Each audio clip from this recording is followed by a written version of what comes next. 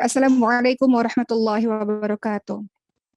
Alhamdulillahirabbil alamin wa bihi nasta'in ala umuri dunya waddin wassalatu wassalamu ala asyrafil anbiya'i wal mursalin wa ala alihi wa sahbihi ajma'in amma ba'du.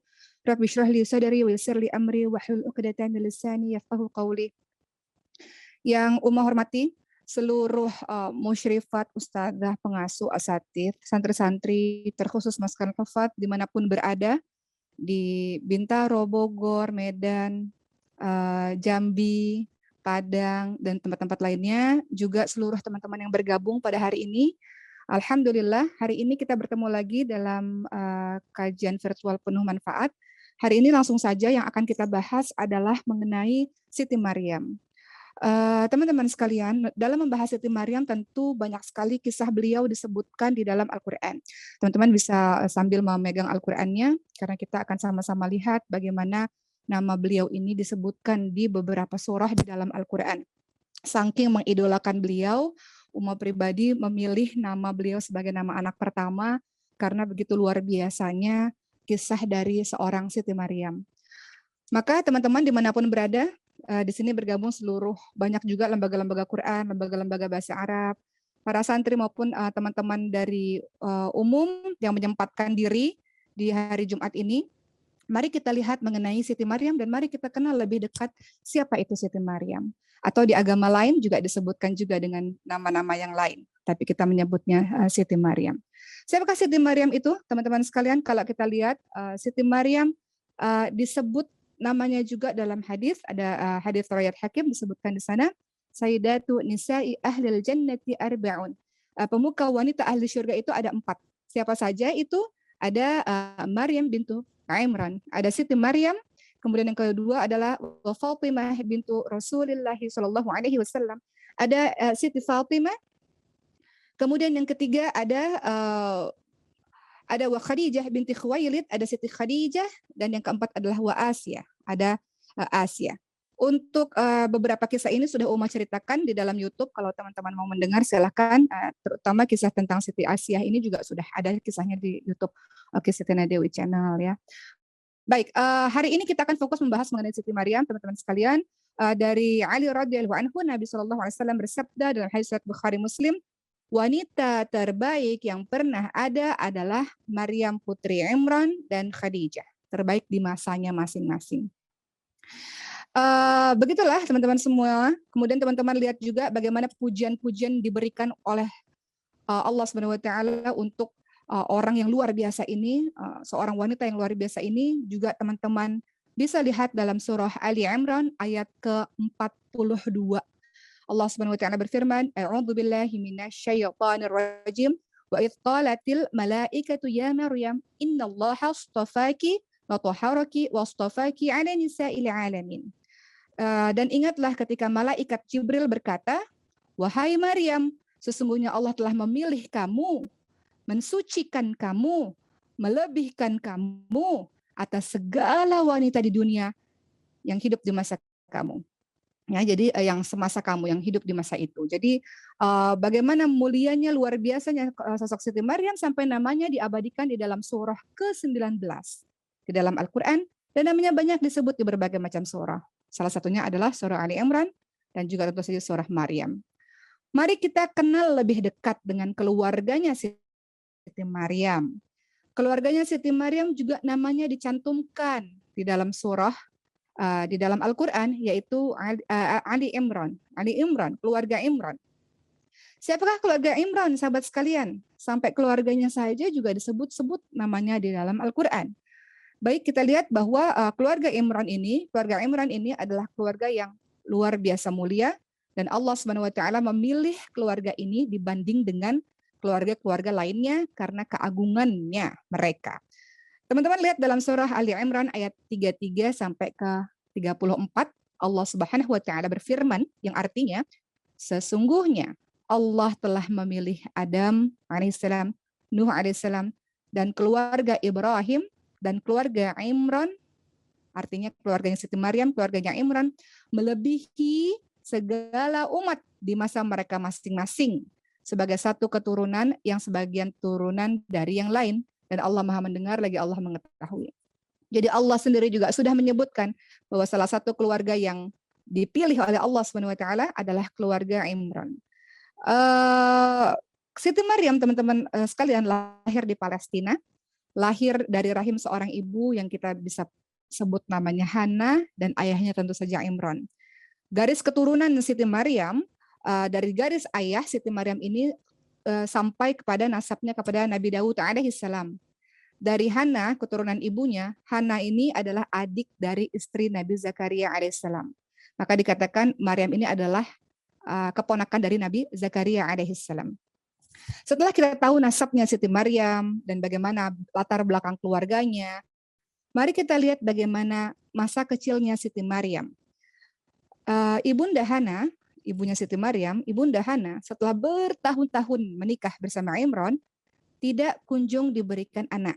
Sampai kemudian beliau bernazar kepada Allah, beliau berjanji kepada Allah, kalau saya punya anak ya Rabb, maka saya akan menyerahkan anak ini ke Baitul Maqdis Palestina ya Allah, untuk menjadi pengabdi agamamu ya Allah, untuk menjadi penolong agamamu ya Allah.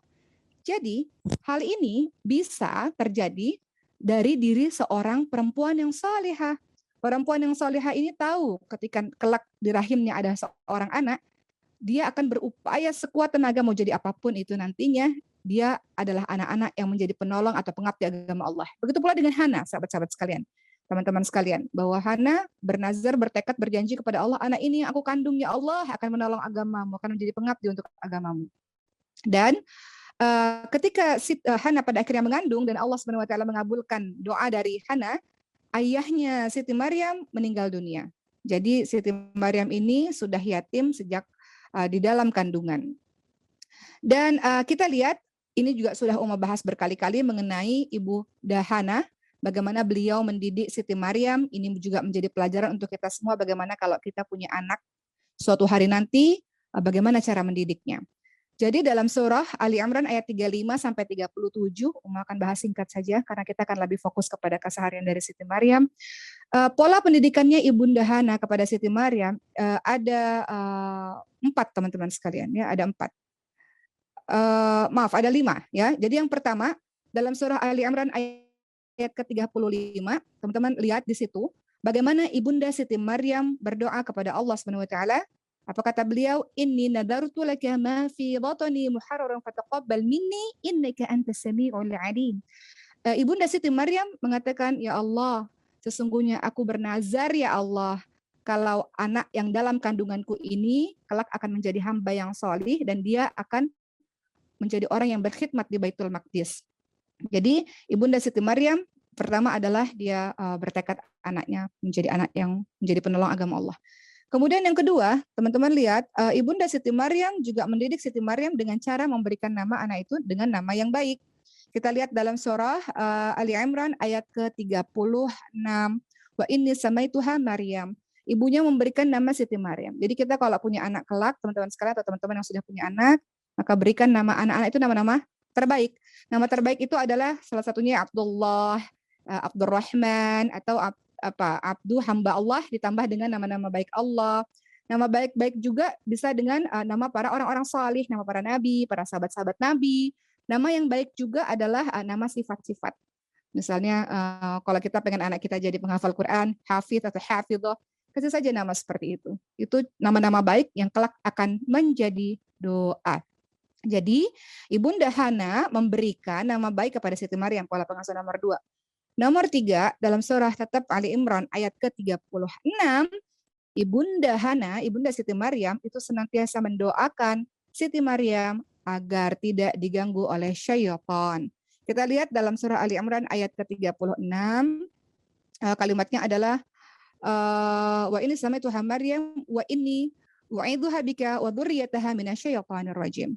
Jadi Ibunda Siti Maryam berdoa, aku mohon perlindungan untukmu, aku mohon perlindunganmu untuknya dan anak cucunya dari gangguan syaitan yang terkutuk. Yang keempat, Ibunda Siti Maryam, teman-teman bisa lihat pola pengasuhannya adalah memberikan Siti Maryam kepada orang terbaik, yaitu Nabi Zakaria alaihissalam di tempat terbaik, yaitu di Baitul Maqdis Palestina. Teman-teman lihat dalilnya dalam surah Ali Imran ayat ke-37. Di sini ada kalimat wa kaffalaha Zakaria. Jadi anak itu diasuh, dididik, dibimbing oleh Nabi Zakaria alaihissalam di Baitul Maqdis. Jadi kalau kita mau punya generasi yang baik, maka pilih lingkungan yang baik, pilih orang-orang sekitar yang baik, supaya anak itu tumbuh dengan baik. Sebagaimana Siti Maryam. Dan yang terakhir, pola pengasuhan dari Ibunda Hana, Ibunda Siti Maryam adalah memberikan makan yang terbaik. Memberikan makan minuman yang terbaik untuk anak-anak. Tentu saja halal dan thaib. Kalau Siti Maryam mendapatkan makanan langsung dari Allah Subhanahu wa taala dalam surah Ali Imran ayat 37. Ketika Siti Maryam sudah diasuh oleh Nabi Zakaria, kerjaannya sehari-hari berdoa, beribadah kepada Allah. Banyak sekali makanan di kamarnya Siti Maryam, di tempatnya Siti Maryam, sampai Nabi Zakaria heran. Nabi Zakaria bertanya, "Ya Maryam, anna laki hadza?" Maryam, ini dari mana? Kamu dapetin makanan ini semuanya dari mana? Kemudian Siti Maryam mengatakan, "Huwa min indillah." Ini dari Allah. Jadi Siti Maryam istimewa, teman-teman sekalian. Beliau mendapatkan makanan langsung dari Allah Subhanahu wa taala. Itu artinya kalau kita lihat dalam kehidupan sehari-hari, kita mau jadi orang yang taat, atau teman-teman di sini juga ada yang ikhwan ya, mau jadi orang yang salih, kita mau jadi orang yang salihah, maka salah satu yang harus kita perhatikan adalah makanan, minuman yang masuk ke dalam tubuh kita haruslah yang halal dan thaib. Berikutnya, teman-teman sekalian, kita masuk lagi kepada sifat-sifat Siti Maryam. Sifat Siti Maryam, hal ini terlihat dalam surah At-Tahrim ayat ke-12.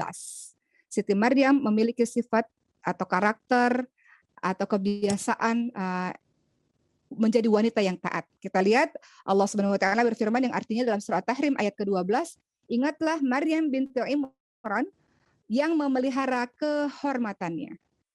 Beliau seorang gadis yang suci, beliau seorang gadis yang tak tersentuh oleh siapapun.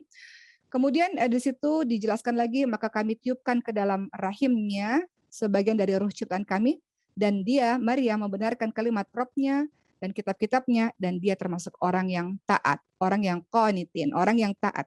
Maryam disebut-sebut sebagai orang yang al-qanitin, orang yang taat, taat kepada Allah Subhanahu wa taala. Terus-menerus dalam ketaatan, terus-menerus dalam kekhusyuan, terus-menerus dalam rasa takut kepada Rabb-nya. Itulah Siti Maryam. Nanti kalau teman-teman ke Palestina, di Baitul Maqdis, teman-teman bisa lihat mihrabnya Siti Maryam. Tempat Siti Maryam beribadah kepada Allah Subhanahu wa taala.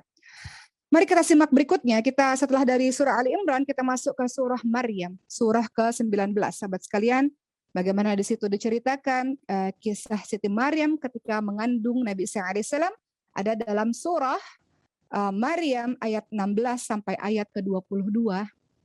Bagaimana di situ beliau sibuk beribadah, tiba-tiba didatangi oleh seorang laki-laki yang sempurna wujudnya.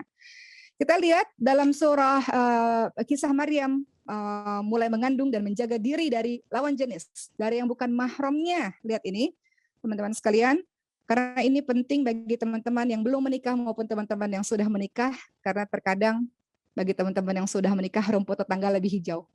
Suami orang lain kok lebih menarik, atau istri orang lain lebih menarik, atau teman-teman yang belum menikah kayaknya yang ya apa sih fulan atau fulana sangat menarik hati.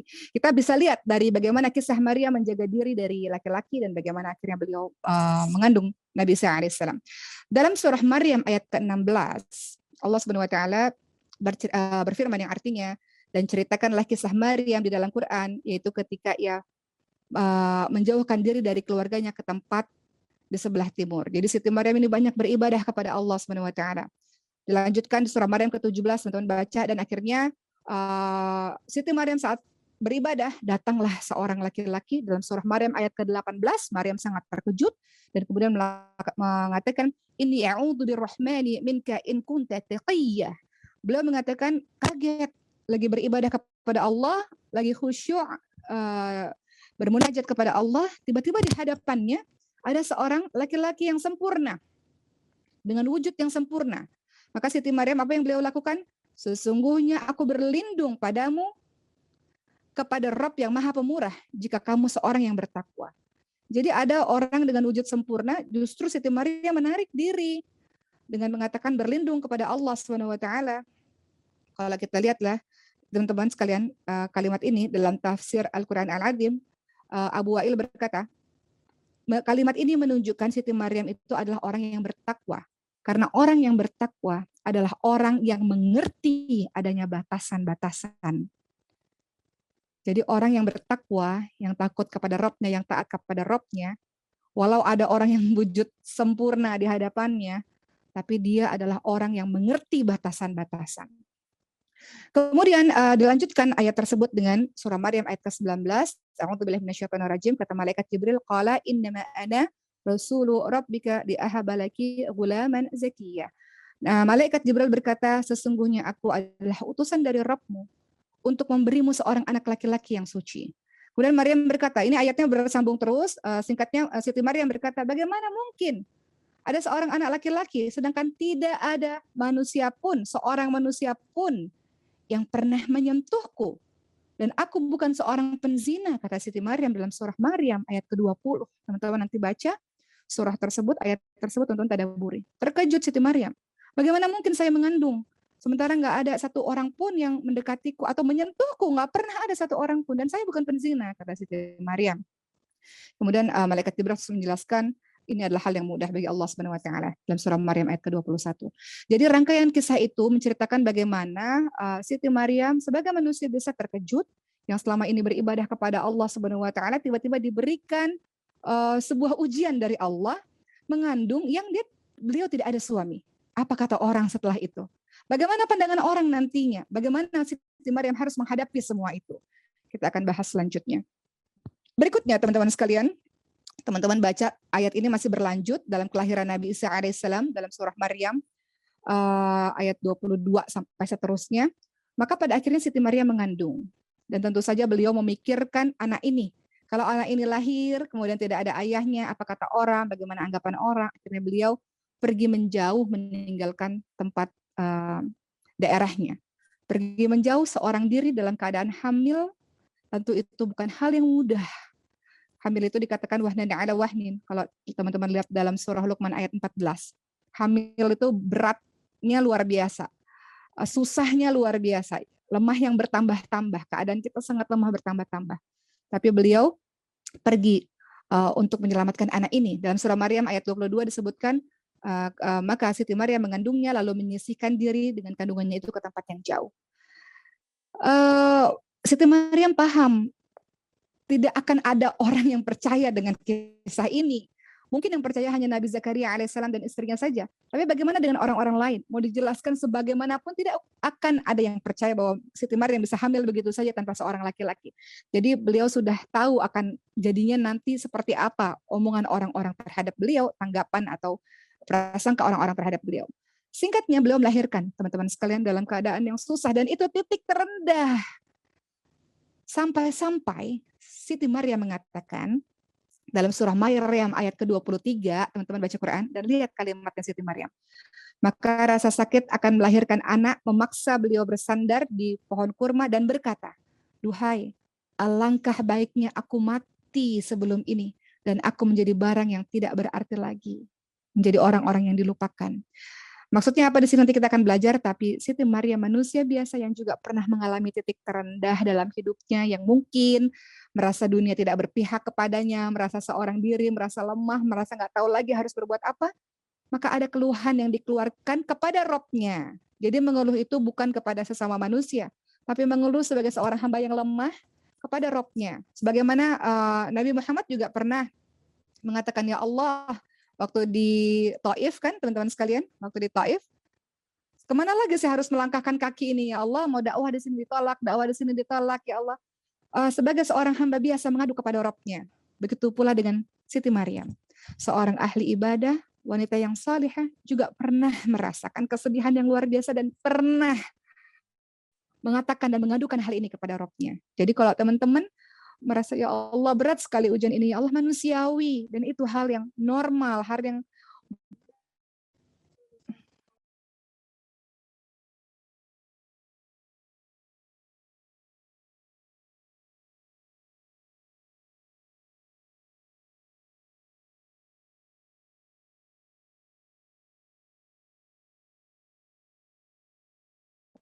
baik. Maaf ya. Hah? Ya, buku kuningnya sebentar ya, ini karena Maryamnya lagi sekolah online, jadi sebentar. Baik, sebentar ya, 1 menit.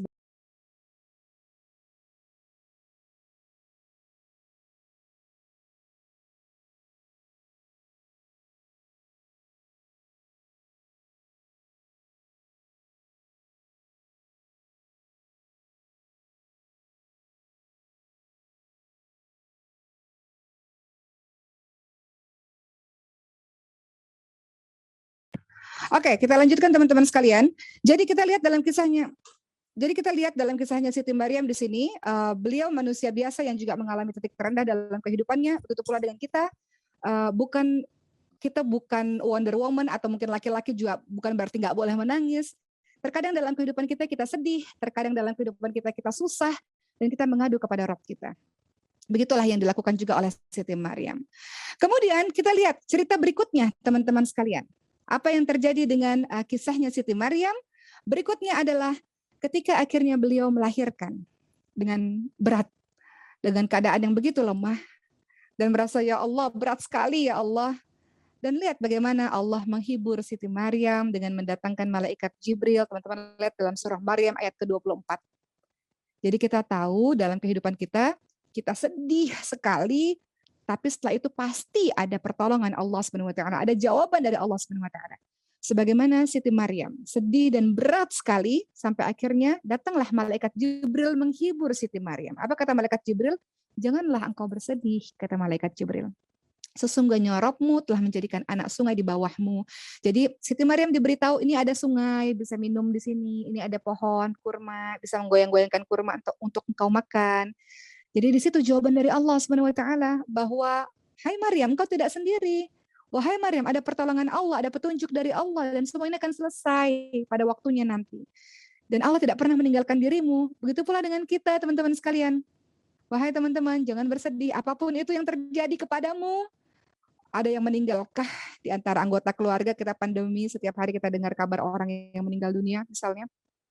Ada orang yang meninggalkan diri kita, atau ada orang yang sakit yang kita cintai, atau kita kesusahan dalam ekonomi, atau ada hutang atau bangkrut atau apapun itu, jangan sedih. La tahzan, innallaha ma'ana. Sesungguhnya Allah bersama kita. Allah cuma pengen lihat nih sampai titik mana nih tahannya, bersabarnya sampai titik mana. Setelah itu Allah datangkan pertolongan, percaya itu teman-teman sekalian. Sebagaimana Siti Maryam seorang diri, nggak tahu lagi ya Allah, udah capek ya Allah. Aku jadi orang yang dilupakan saja ya Allah, kata Siti Maryam. Tapi dengan kesabaran beliau tetap teruskan perjuangan itu dan Allah kasih tahu, ya, Allah kasih petunjuk melalui malaikat Jibril.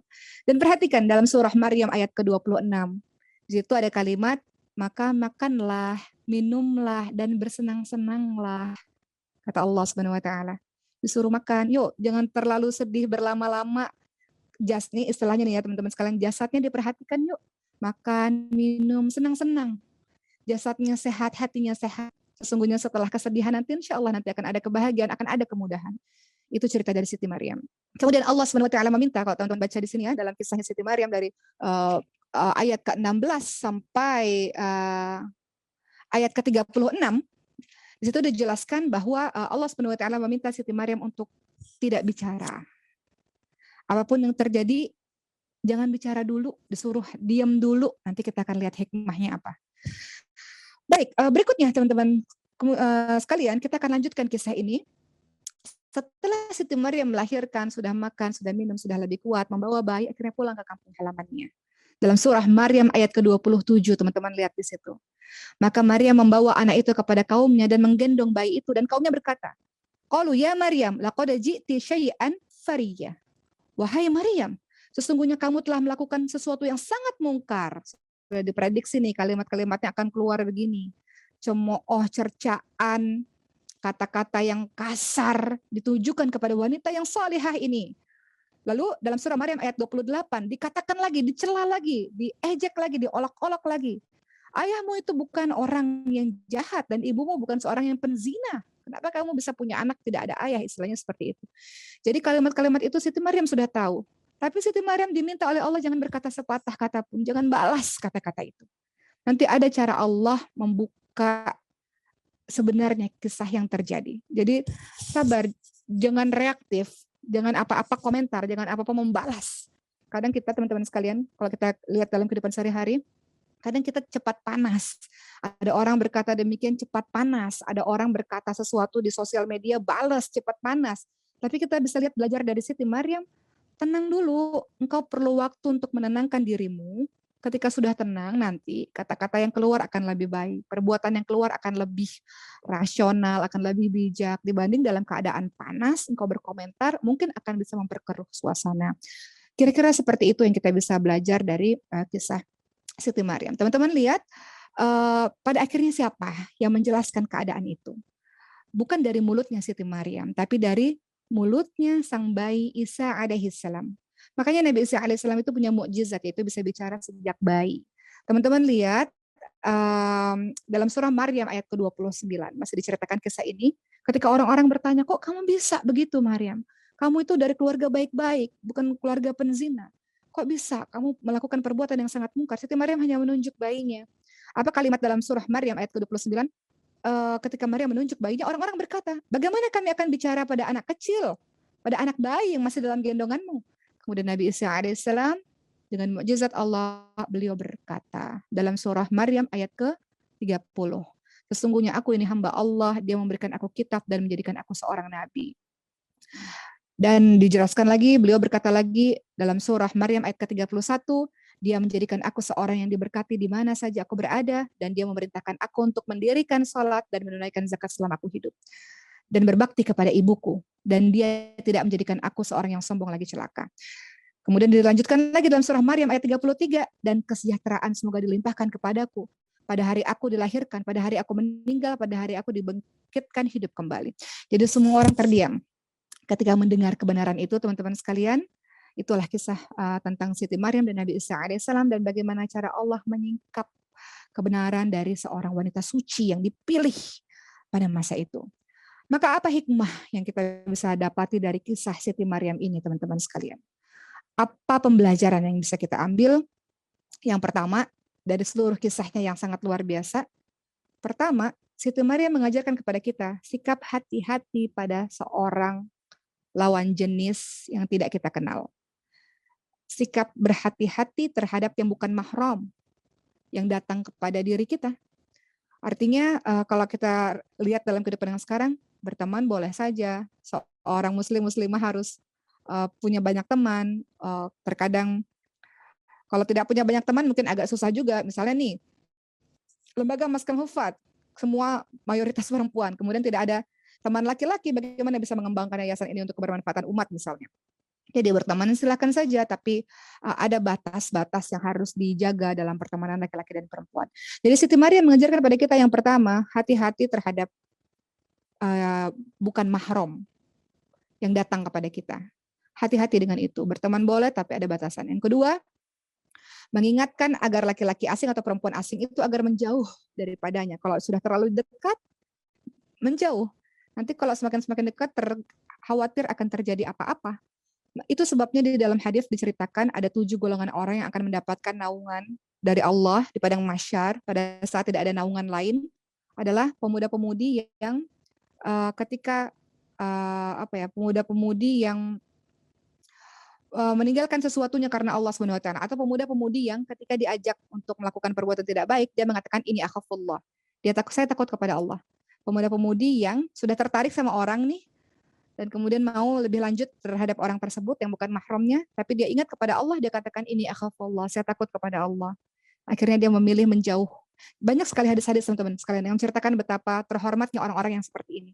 Termasuk juga orang-orang yang terjebak di dalam gua, kan? Ingat kisah itu dalam hadis riwayat muttafaqun alaih. Terjebak dalam gua, ada batu besar, mereka nggak bisa keluar. Akhirnya mereka berdoa dengan wasilah kebaikan. Salah satunya, mereka ada yang berdoa, ya Allah, saya suka sama orang ini ya Allah. Suka banget. Dan dia juga mau sama saya di saat kami mau berlanjut.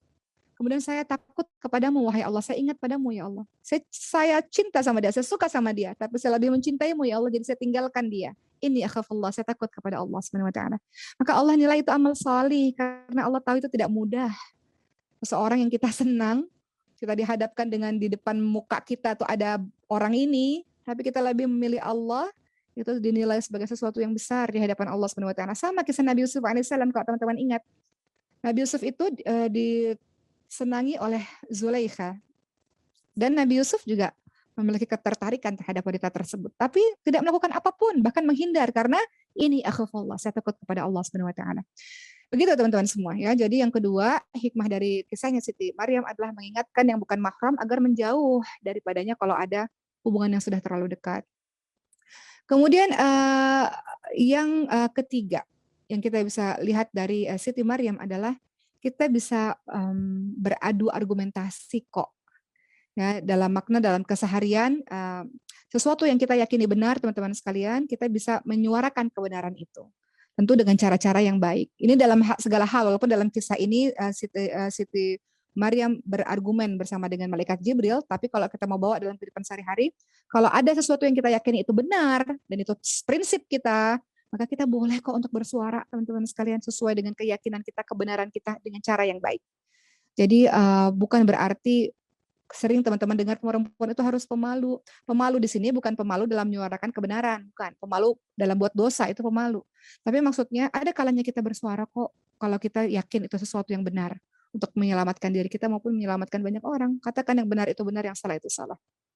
Kemudian yang keempat yang kita bisa belajar dari Siti Maryam, menyisihkan diri, seorang diri. Terkadang dalam kehidupan kita perlu loh untuk mengasingkan diri. Siti Maryam mengasingkan diri untuk membuat keadaan menjadi lebih baik, untuk membuat dirinya menjadi lebih tenang. Begitu juga Nabi Muhammad. Ingat Nabi Muhammad juga sering mengasingkan diri ke Gua Hiro. Begitu pula dengan kita, sahabat-sahabat sekalian. Kadang di hiruk pikuknya dunia ini, kita perlu waktu untuk menyisihkan diri, mengasingkan diri, untuk merasa lebih tenang, untuk bisa berpikir, untuk bisa lebih dekat dengan Rabb kita, untuk bisa lebih khusyuk. Ada waktu-waktu yang kita harus menyisihkan diri dari keramaian. Kita mengevaluasi diri kita berpikir tentang umat atau apapun itu. Jadi miliki waktu untuk mengasingkan diri. Atau kalau kita korelasikan dalam kehidupan kita yang sekarang, teman-teman yang tahajud itu, teman-teman kan sedang mengasingkan diri, berdua-duaan dengan Allah Subhanahu wa taala. Kelima, hikmah dari kisah Siti Maryam adalah boleh kok mengeluh dalam kondisi tertekan. Mengeluh berlebih-lebihan nggak boleh. Mengeluh berlebih-lebihan nggak boleh. Tapi sebagai manusia biasa, bukan mengeluh ya, mengadukan kesedihan kita. Boleh kok. Kita ini manusia biasa yang nggak selamanya kita super dan kuat, teman-teman sekalian. Kadang kita lemah, kadang kita sedih, kadang kita terjatuh. Bilang saja sama Allah, ya Allah, saya sedih ya Allah. Saya sakit ya Allah. Kasih tahu perasaan kita, walau Allah Subhanahu wa taala tahu perasaan kita, tapi ngomong saja. Sebagaimana Siti Maryam, ya Allah, manusia biasa, normal. Tapi hanya disampaikan kepada Allah Subhanahu wa taala, nggak boleh menunjukkan kelemahan, kesedihan, apalagi di sosial media. Mengadukan kesedihan kepada Allah, nangis di hadapan Allah Subhanahu wa taala kalau teman-teman merasa beban hidup teman-teman terlalu berat atau ujian Allah bertubi-tubi, bilang sama Allah, ya Allah saya sedih, ya Allah kasih saya kekuatan untuk bisa melewatinya. Boleh kok. Sesekali sebagai manusia biasa kita betul-betul down dan mengadu kepada Allah Subhanahu wa taala. Kenapa ya Allah? Manusiawi, hal yang manusiawi. Baik, maaf ya. Berikutnya teman-teman sekalian. Teman-teman lihat, bayangkan pada hari itu, pada keadaan itu, Siti Maryam dalam keadaan duka yang sangat luar biasa, ya. Kemudian beliau paling banyak zikirnya, tapi begitu dahsyat ujian beliau, seluruh kota satu kampung halaman itu mengata-ngatai beliau. Akhirnya beliau, ya sudah, biarkan saja saya orang yang dilupakan oleh orang lain, dianggap tidak pernah ada, daripada harus menghadapi dunia yang nggak berpihak kepada saya, begitulah istilahnya. Jadi Siti Maryam, perempuan yang soleha ini, yang imannya tidak diragukan ini, beliau adalah manusia biasa. Sama juga seperti kita juga manusia biasa, yang lebih jauh di bawah Siti Maryam. Maka mengadulah kepada Allah Subhanahu wa taala. Ketujuh, yang kita bisa belajar dari Siti Maryam adalah ada kalanya kita harus berdiam diri dan tidak bicara. Selama Siti Maryam menata hati dengan kesedihan, dengan kesakitan baru melahirkan, Allah hendak memberikan Siti Maryam kesempatan untuk menenangkan diri. Sehingga Siti Maryam diperintahkan untuk tidak berbicara dulu dan tidak membantah apapun komentar negatif kaumnya. Karena kita ngomong apapun, orang nggak akan percaya. Siti Maryam ketika ngomong, saya nggak berzina, orang nggak akan percaya karena anaknya udah ada sebagai bukti. Jadi Allah minta Siti Maryam coba tenang dulu. Nanti akan ada caranya sendiri Allah membuka siapa sesungguhnya dirimu. Jadi begitu pula dengan kita, begitu pula dengan kisahnya Siti Aisyah. Teman-teman ingat Siti Aisyah itu difitnah. Dalam sejarah Islam, beliau difitnah sebagai orang yang berselingkuh. Ya. Orang yang berselingkuh. Kemudian apa yang terjadi, teman-teman sekalian, beliau jatuh sakit, beliau tidak berbicara sedikit pun, sementara orang-orang sudah berbicara yang aneh-aneh mengenai Siti Aisyah, dan Allah membuka siapa sesungguhnya Siti Aisyah dalam surah An-Nur. Teman-teman bisa lihat di situ. Jadi ada kalanya kita tidak reaktif. Jadi saya maaf ya, saya loncat ya. Yang keenam tadi saya loncat, tadi kan saya bilang ketujuh. Yang keenam, hikmahnya adalah mencari makanan dan minuman untuk kita konsumsi. Jadi tubuh ini punya hak, teman-teman sekalian. Tubuh punya hak untuk dia sehat. Kita ini mau menjalankan kegiatan segala sesuatu itu tubuhnya harus sehat. Kalau engkau tidak makan, tidak minum hanya karena engkau sedih, semakin terpuruk dan semakin sakitlah dirimu. Maka Siti Maryam ini diminta oleh Allah, ayo makan, ayo minum dan senang-senang. Tubuhnya sehat, hatinya juga sehat. Sehingga engkau bisa kuat dalam menghadapi berbagai macam persoalan kehidupan ke depannya. Kalau engkau tidak mau makan, tidak mau minum, hati juga bersedih terus-menerus, semakin rapuhlah dirimu. Itu yang keenam ya, tadi hikmah Siti Maryam. Yang ketujuh tadi, berdiam diri dan tidak berbicara. Artinya adalah teman-teman paham kapan kita harus bicara, kapan saat kita harus diam, kapan saat kita menenangkan diri, kapan kita harus mulai menjelaskan, itu ada waktunya. Tapi bayangkan, kalau teman-teman dalam kondisi marah, dalam kondisi tidak baik, kemudian teman-teman langsung bicara, apa jadinya? Mungkin akan semakin runyam keadaan itu.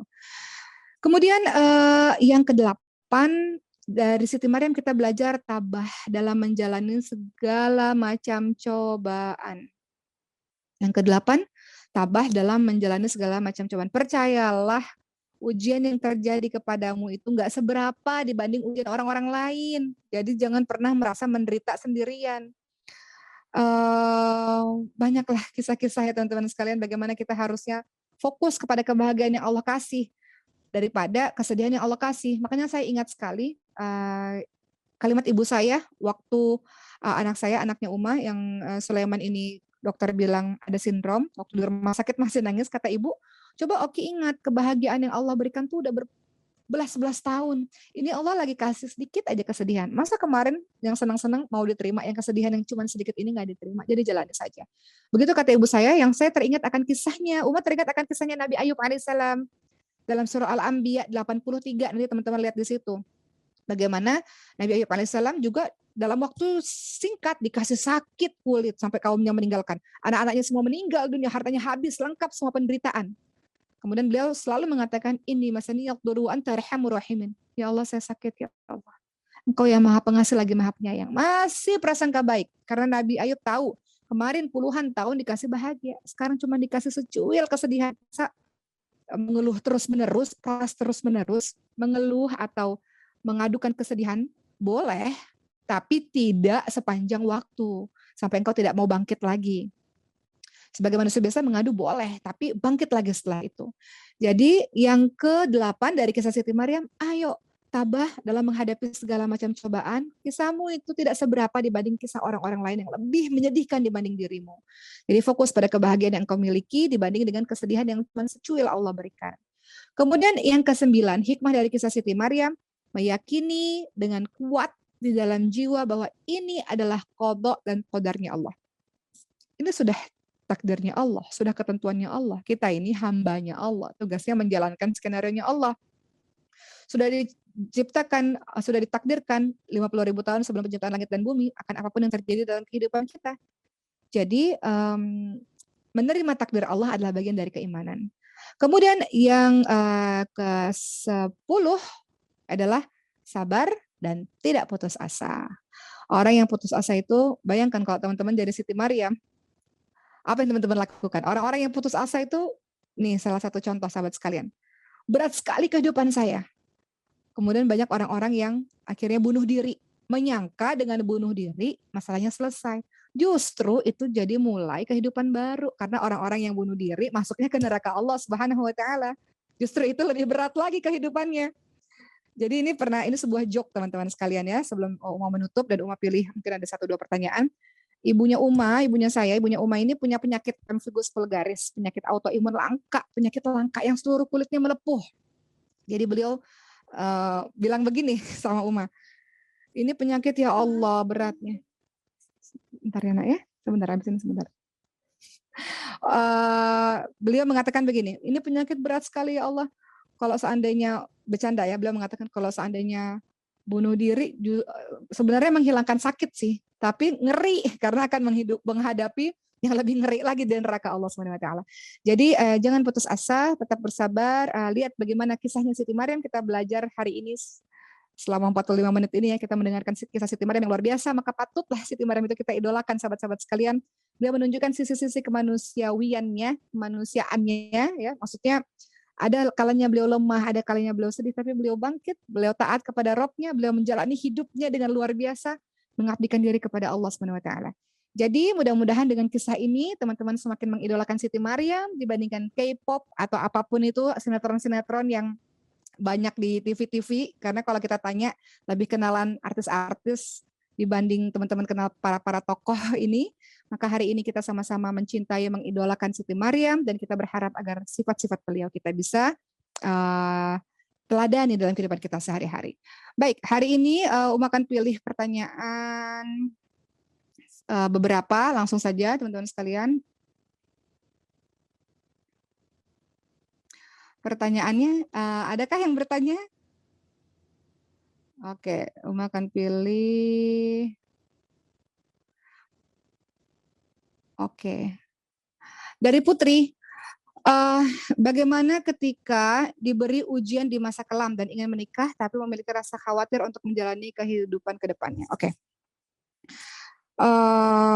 Ada seseorang yang punya masa yang kelam, entah itu mungkin dalam keluarganya, Uma berasumsi seperti itu, sehingga membuat ia trauma untuk membina rumah tangga ke depannya. Kemarin sudah kita bahas sebenarnya. Beberapa hari yang minggu-minggu yang lalu sebenarnya sudah kita bahas bagaimana orang yang ingin menikah tapi kemudian dia banyak ketakutannya. Minggu lalu kita bahas dengan tema kenapa takut menikah ya kalau tidak salah. Di situ sudah dibahas betulnya. Kalau kita mau menikah adalah sebuah amal saleh, sebuah ibadah. Teman-teman sekalian, namanya ibadah pasti syaitan itu nggak suka. Makanya kalau orang sudah berumah tangga, iblis itu punya singgasana di atas laut dan punya pasukan-pasukan khusus untuk melakukan berbagai macam kerusakan. Salah satunya pasukan-pasukan khusus untuk menceraikan suami istri. Itu tugasnya. Jadi kalau ada setan yang mengatakan, wahai iblis, saya sudah menceraikan suami istri, maka itu setan yang berprestasi karena berhasil memisahkan suami istri. Karena ibadah yang sangat luar biasa nilainya, sehingga pasti banyak bisikan-bisikan dari syaitan yang membuat kita ragu-ragu. Padahal kita sudah siap lahir batin. Kita sudah merasa perlu dan wajib untuk menikah. Tapi kata syaitan jangan, malah syaitan akan menggiring engkau untuk tidak dalam pernikahan tapi dengan perbuatan maksiat, pacaran dan sebagainya. Jadi untuk teman-teman semua kalau merasa trauma dengan itu, yang harus teman-teman lakukan adalah mengobati trauma. Teman-teman harus paham bahwa tidak semua orang punya rumah tangga yang mungkin berantakan atau mungkin rusak seperti itu. Teman-teman harus tanya kepada orang yang sudah puluhan tahun rumah tangganya harmonis. Sering datang ke rumah tangga yang harmonis, rumah tangga yang baik, yang puluhan tahun bisa berjalan dengan baik. Tanya apa rasanya. Sehingga teman-teman punya gambaran bahwa pernikahan nggak melulu loh soal KDRT misalnya. Pernikahan nggak melulu loh soal saling mencela satu sama lain. Banyak pernikahan berhasil, banyak pernikahan yang sakinah, mawaddah warahmah. Yang harusnya pernikahan seperti itu. Dengan segala macam perjuangan di dalamnya. Jadi yuwaswisu fi sudurin nas minal jinnati wan nas, banyak syaitan akan membisik-bisiki supaya tidak melakukan amal ibadah itu. Dengan teman-teman mendekatkan diri kepada Allah dan mendengarkan kisah-kisah berhasil dalam rumah tangga, insya Allah, dan laki-laki itu laki-laki yang baik. Tapi ingat dalam setiap rumah tangga pasti ada yang namanya ketidaksempurnaan. Karena dia tidak sempurna, kita juga tidak sempurna. Kita saling melengkapi. Insya Allah dengan begitu akan lebih positif dalam yakin untuk menikah. Insya Allah. Terakhir, pertanyaan terakhir sebelum kita tutup. Oke. Dari Awan Dasari, bagaimana cara menyucikan hati atau mungkin menenangkan hati yang terlalu banyak kecewa dan merasakan kesedihan supaya hidup damai dan tenang? Ala bidzikrillah tatma'innul qulub. Itu jawabannya. Dengan mengingat Allah, hati kita akan jadi lebih tenang. Kita terkadang bingung cari ketenangan di mana. Cari ketenangan harus pergi kemana dulu, cari ketenangan harus kemana dulu. Mungkin sesekali itu perlu, tapi sebenarnya yang jauh lebih penting daripada itu adalah ada pada dirimu sendiri. Ala bidzikrillah tatma'innul qulub. Mungkin engkau kurang banyak berzikir kepada Allah Subhanahu wa taala. Mungkin engkau kurang mengingat Allah. Mungkin engkau kurang membaca Al-Qur'an, ayat-ayat Allah. Maka paksakan dirimu dengan minta kepada Allah agar dimudahkan supaya banyak lisannya berzikir, dimudahkan agar menikmati dalam baca Al-Quran. Banyak orang baca Quran tapi nggak menikmati. Nikmat iman dan Islam salah satunya adalah ketika engkau ibadah engkau menikmati. Maka bersyukurlah kepada Allah kalau di sini ada teman-teman yang baca Quran, teman-teman nikmat. Teman-teman salat, teman-teman nikmat. Itu nikmat iman dan nikmat Islam. Jadi cara supaya kita happy, supaya kita gembira adalah yang pertama, banyak berzikir kepada Allah, banyak ingat Allah, banyak baca Quran. Kemudian yang kedua, berteman dengan orang-orang yang saleh. Kita lihat wajahnya adem, kita lihat wajahnya mengingatkan diri kepada Allah, kita lihat wajahnya kita ngerasa kecil, ingin sekali soleh seperti dia. Banyak-banyak bergaul dengan orang-orang yang seperti itu. Dan tentu saja yang ketiga adalah banyak berdoa kepada Allah agar Allah senantiasa menjadikan engkau baik, lurus, berkumpul dengan orang-orang baik, didekatkan oleh orang-orang yang baik, husnuzon, prasangka baik atas semua takdir Allah, dan insya Allah segala kekecewaan, kesedihan yang telah engkau alami selama ini menjadikan engkau banyak belajar, menjadikan orang yang kuat, menjadikan engkau orang yang di kehidupan kedepannya tidak mengulangi kesalahan yang sama, insya Allah. Kedepannya punya pengalaman untuk bisa hidup lebih bahagia, bisa punya generasi nanti keturunan, bisa membuat mereka bahagia insya Allah. Ya, dan lebih banyak bersyukur kepada Allah. Karena orang yang pernah sakit jadi tahu rasanya bersyukur. Orang yang pernah sedih jadi menghargai apa yang artinya bahagia. Begitu kan teman-teman sekalian. Tapi kalau bahagia terus nanti nggak ngerti caranya bersyukur. Begitulah mungkin teman-teman sekalian. Semoga teman-teman bisa mendapatkan pembelajaran pada hari Jumat ini. Semoga kita bisa menjadi Maryam-Maryam masa kini, Siti Maryam, Maryam-Maryam yang menjaga kesucian dirinya, Maryam-Maryam yang bisa menjaga kehormatan dirinya, ahli ibadah. Sami'na wa ata'na, apa kata Allah kita dengar, sabar terhadap ujian yang silih datang silih berganti kepada kita. Mudah-mudahan Siti Maryam ada dalam jiwa-jiwa kita insya Allah. Terima kasih, insya Allah kita ketemu lagi di hari Jumat depan ya dengan tema-tema yang berbeda. Teman-teman boleh kasih di chat sini, di chat forum, boleh kasih tema-tema mau bahas soal apa supaya kita bisa bahas minggu depan. Terima kasih untuk seluruh usadat, asatid, seluruh santri-santri Miskul Hufaz dan semua teman dimanapun berada. Kita kembali lagi kepada host kita pada hari ini. Assalamualaikum warahmatullahi wabarakatuh.